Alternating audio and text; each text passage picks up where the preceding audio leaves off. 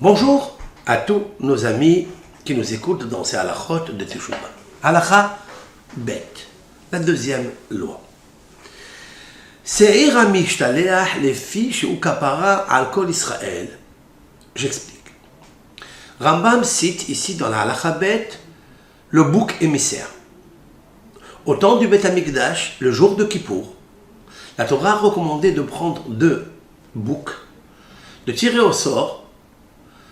Un, il est marqué pour l'Hachem, il va être égorgé le jour de Kippour pour Akadosh Baruch Hu, dans le Beth Amikdash le jour de Kippour. Et le deuxième, il va être Se'ir l'Azazel. Azazel, c'est une montagne, mais c'est aussi un nom d'une force négative, un ange nucléaire négatif, qui accuse le peuple d'Israël d'avoir fait des fautes, et il incite le tribunal céleste pour punir, châtier la personne qui a fauté. Comment la Torah nous demande d'expier ses fautes et d'arrêter les accusations? En tirant au sort celui qui est donc tiré pour la Azazel, pour la montagne qui s'appelle Azazel. Il était amené là-bas par un homme et il le jetait dans une montagne qui était graduellement aiguisée, et on sait que quand il arrivait en bas, il était déchiqueté. C'est quoi cette pratique? Explique le Ramban Nachmanide. C'est tiré bien sûr du Zohar. C'est qu'il nous faut donner à Azazel, Azaz, c'est-à-dire la faute. Az, c'est le bouc. Azazel, c'est celui qui prend la faute de l'homme. Il monte chez Akadosh Baruch Hu, devant le tribunal céleste, avec une azout, avec une audace, avec un affrontement, et il dit, il faut punir cet homme qui a été audacieux et effronté à l'égard de Akadosh Baruch Hu. Maintenant, il faut le punir. Il est des péchés qu'il faut recevoir que des coups. Il est des péchés qu'on peut recevoir, Dieu préserve, la mort, comme lapidation, strangulation, ou le coup de l'épée, ou la brûlure. Ce sont les 4 peines de mort. Il accuse l'homme. La Torah et Akadosh Baruch Hu, Rahman, il a dit, tu fais Teshuvah et je te pardonne. Mais si tu n'arrives pas à faire Teshuvah seul, alors apporte un korban. Le peuple d'Israël a amené un korban, et le Kohen Gadol, le grand prêtre, lui, il devait se repentir au nom de tout Israël. Et qu'est-ce qu'il disait? Il est marqué Ve'idvada alav al et kol avonot ben Israël. La Torah dit, et le Kohen Gadol se repentissait en rapport à ce Se'ir ha'mishtaleach, ce bouc émissaire qu'on voyait, qu'on jetait, qui se déchiquetait pour donner à manger, soi-disant comme un présent corrupteur à l'accusateur. Eh bien, le Kohen Gadol devait se repentir au nom de tout Israël pour tous les péchés qu'ils ont commis. Le Rambam dit, Se'ir ha'mishtaleach, le bouc émissaire, mechaper al kol averot shebator. Nous avions la chance qu'au temps de Beth Amikdash,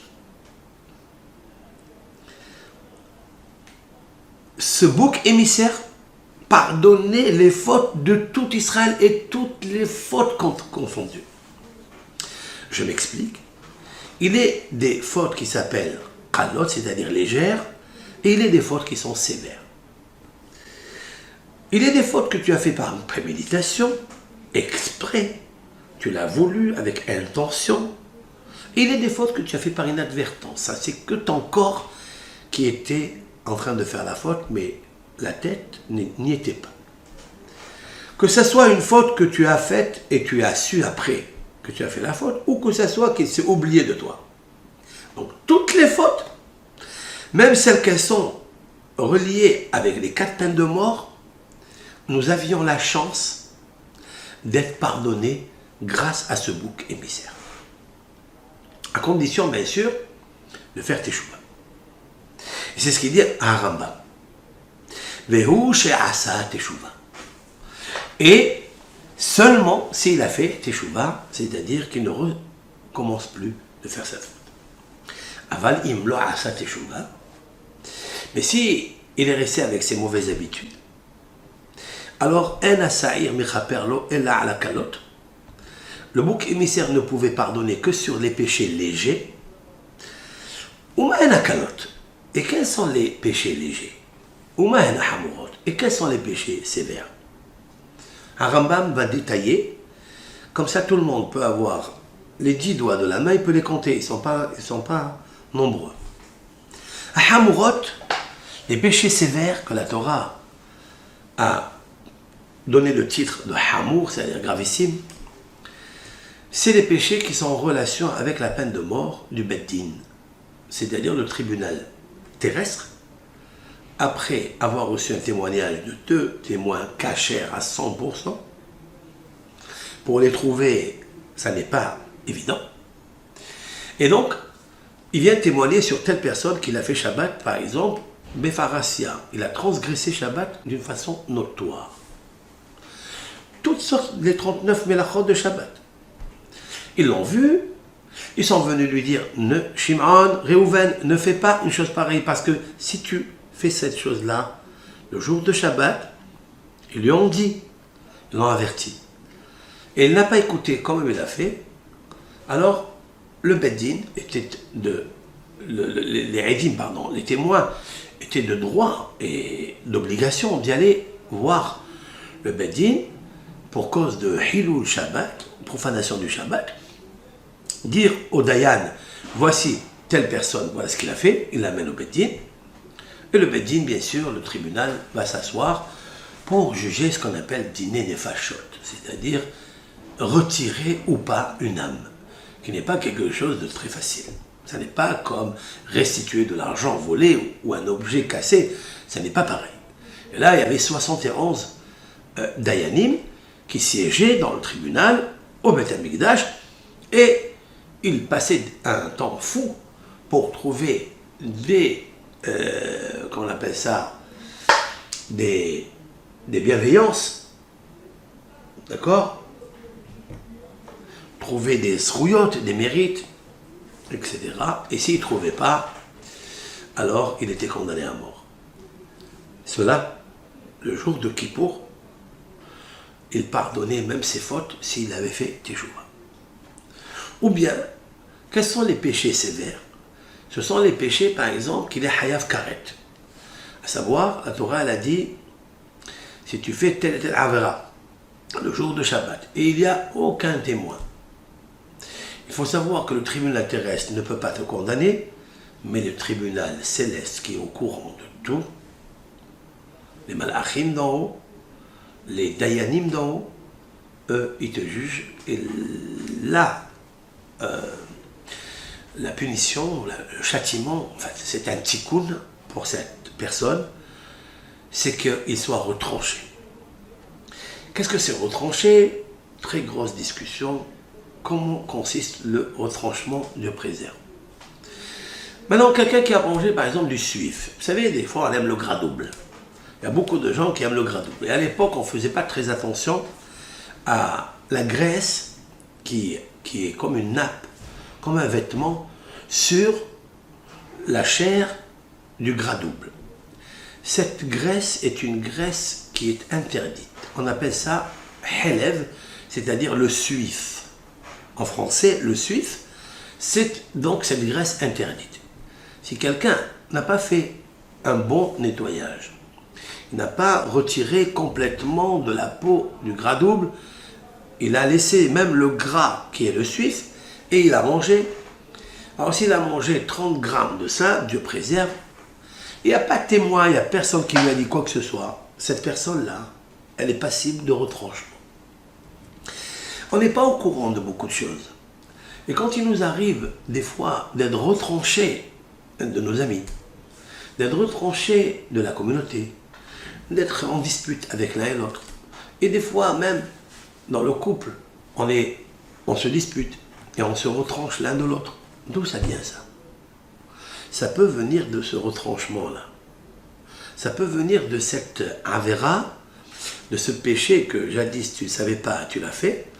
Eh bien, dans le ciel, la justice et le verdict du ciel qui veut honorer ce que la Torah a marqué quand même, pour ne pas faire un blasphème de ce que la Torah dit, la justice et le verdict est implacable, et donc il est hayaf karet. Et le karet, des fois, se fait à petite dose. Des fois, quelqu'un, il veut faire une bonne affaire, ou bien il a trouvé une bonne famille pour se marier avec la fille ou avec le garçon, et puis on arrive presque au mariage, et il y a un changement de situation. On se retrouve en désarroi, on se retrouve dans la panique, dans la gêne, et puis après, dans la colère, la dépression et autres. Cela veut dire quoi? Et d'où ça vient? Alors que tout allait bien. Dans le ciel, il y a Azazel, il y a l'accusateur qui ne te laisse pas. Qu'est-ce qu'il faut faire? Il faut faire teshuva. Il faut faire teshuva. Est-ce que cela suffit, la teshuva, pour des avéros comme ça? Une autre halakha de karet. Karet, par exemple, une personne est mariée. Ou une personne, jeune garçon ou jeune fille, qui est indisposée. Et ils ont une relation intime au moment où elle est indisposée. Je ne parle pas au moment où elle a la menstruation. Ça, c'est monstre. Il ne faut jamais faire une chose pareille. Et les gens, bien sûr, ils ne le font pas, et surtout l'âme Israël. Mais après avoir passé les règles, elle pense qu'elle est cachère, elle pense qu'elle est tahor. Eh bien non, elle n'est pas tahor. Elle est ce qu'on appelle benidata. Elle est dans sa nidoute, dans sa période de nida. S'il y a une relation entre un garçon et cette personne, il y a ce qu'on appelle hiyuv karet. Dieu préserve, Dieu préserve. Et beaucoup de gens ne savent pas cela. Ce karet-là, ça s'appelle mina hamurot. Si des fois tu as des hamurot, c'est-à-dire des sévérités dans ta vie, tu ne sais pas pourquoi, alors que des fois tu as fait teshuva, certes, tu as fait teshuva, mais tu n'as pas regretté et tu n'as pas avoué, parce que tu ne sais pas. Tu n'as pas avoué, détaillé devant Anna Hachem, devant un Kadosh Baruch Hu, de lui dire, papa, mon créateur, j'ai désobéi ta Torah, et je n'ai pas fait attention à cette halakha. Voilà pourquoi il m'arrive ces retranchements-là. Voilà pourquoi ça brise, la brisure des vases. Voilà pourquoi ça casse. Voilà pourquoi une affaire qu'on a tellement gambergé, tellement travaillé pour la gagner, la réussir, et elle casse presque à la fin. Pourquoi? Parce qu'il existe en haut Azazel. Et lui, il t'accuse et il ne te laisse pas faire. Parce que ce n'est pas ta main, ce n'est pas ton intelligence, ce n'est pas tes conseils, ce n'est pas tes conseillers qui vont te donner la parnassa ou qui vont te donner un bon zivou, ni la chatranite, ni personne. Là-haut, ça se décide. Quand en haut, c'est clair, le dossier est blanc, vierge, en bas, ça marche.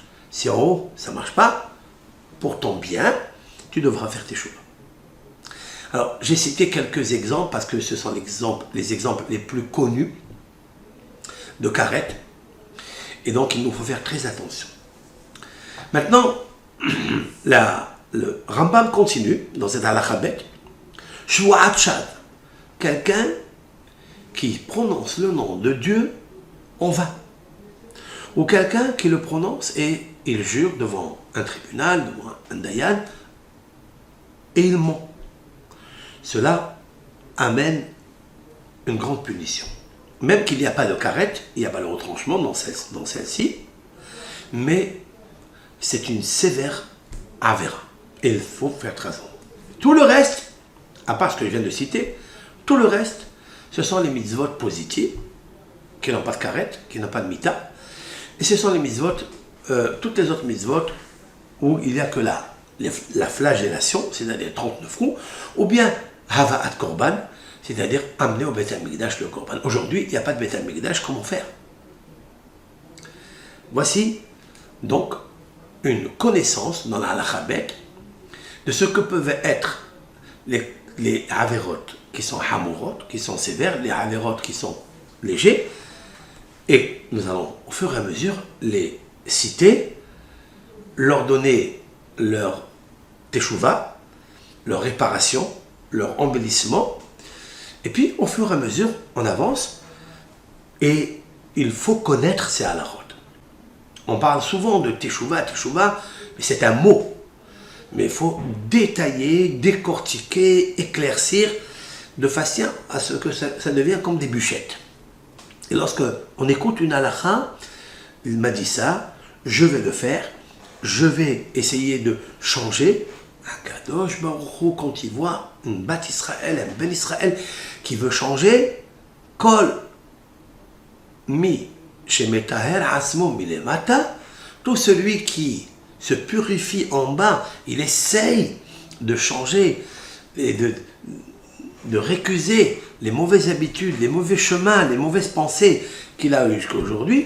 Mina shamayim mesaïdot.